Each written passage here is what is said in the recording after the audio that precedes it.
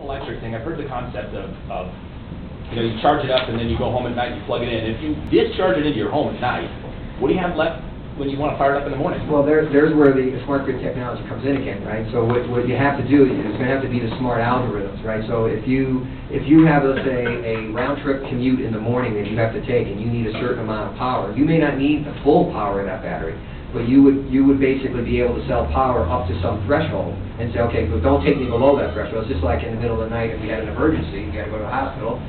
You don't want to go out and find out that you have no battery, right? So, those would be the intelligent algorithms that have to be developed.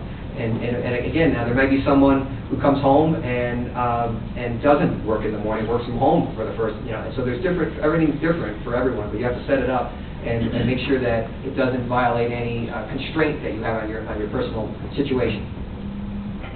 Yes? I have two different questions. One is following up on this. I was just talking to Carl about this, about the plug-in vehicles. When you plug in your vehicle, most of the vehicle will get it charged overnight, so there's no solar. So a question of expectations management, where you're initially going to be increasing the carbon footprint because you have wind and fossil fuel-based power that you're going to be using to charge your vehicle overnight. Right. So I would expect, and this gets back to the dynamic pricing again. And for instance, it's not, and it depends on where you are. Wind, for example, actually picks up around 4 a.m. And that's a problem. One of the challenges with wind. It actually can. And now in some areas it's not the case. Some areas have actually that has a very nice complement to the afternoon peak. Wind picks up in the afternoon.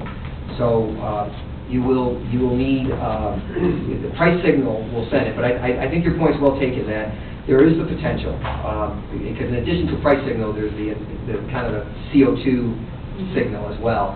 So there's potential that you might end up running a low-cost base load plant that is low cost and you're charging your car.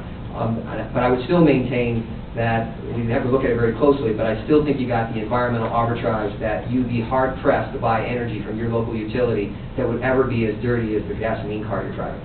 Sure. Well, thank you. We'll move on to our